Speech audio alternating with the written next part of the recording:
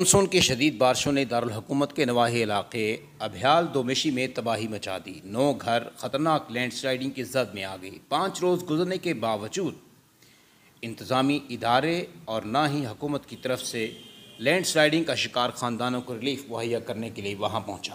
حاجی محمد صدیق مرحوم محلہ land sliding کی نظر ہونے کا خدشہ۔ گزشتہ کئی روز سے ہونے والی شدید بارشوں کی وجہ سے دومیشی ابھیال کے علاقے میں خطرناک لینڈ سلائیڈنگ کی وجہ سے 9 مکانات شدید خطرے کا شکار ہیں۔ بدھ کے روز شام 3 بجے ہونے والی لینڈ سلائیڈنگ جو بدستور جاری ہے، روکنے کے لیے کسی بھی قسم کی کوئی کارروائی نہ تو حکومت کی جانب سے کی گئی اور نہ ہی انتظامیہ کی طرف سے کوئی توجہ دی گئی۔